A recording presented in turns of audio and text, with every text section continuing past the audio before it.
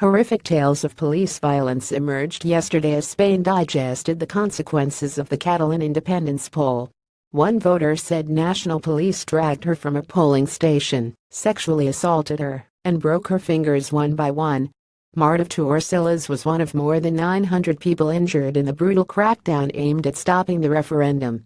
Marta is one of 900 people who were injured during the referendum vote. She was filmed being violently removed from a Barcelona school being used as a polling station. Marta said she was trying to help elderly people when officers got hold of me, threw me down the stairs, and threw things at me.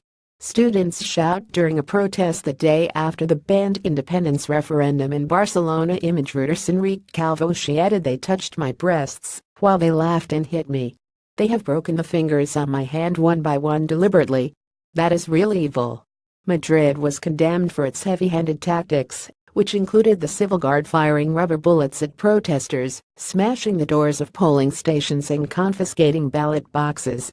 About 30 officers were hurt. Catalonia's government held the referendum, but the Spanish government refused to recognize it. Spain's top court ruled it was illegal under the 1978 constitution. Catalan government spokesman Jordi Turul said 90% of the 2.26 million Catalans who voted on Sunday voted yes to independence in a turnout of 42.3%. A woman holds up an Estelada Catalan separatist flag during a protest. Image Reuters. Sana Vera. President Carles Puigdemont said the vote was a mandate to become an independent state. He called for urgent talks with Spanish Prime Minister Mariano Rajoy, mediated by the European Union, to decide the way forward. Pep Guardiola slams decision to give Barcelona v Las Palmas the go-ahead. He said, we don't want a traumatic break. We want a new understanding with the Spanish state. Rajoy called the result a mockery of democracy. Spain's Justice Minister Rafael Catal threatened to suspend Catalonia's autonomous powers. He said, we will use the entire force of the law. The United Nations High Commissioner for Human Rights, Zeid Ra'ad Al Hussein, said he was very disturbed by Sunday's violence and called for independent investigations. People hold up their fingers to represent the stripes on the Catalan flag at a rally in Barcelona. Image Reuters. Enrique Calvo. On a visit to Aberdeen, First Minister Nicola Sturgeon chided the Spanish government, saying that kind of behavior doesn't do the reputation of Spain any good.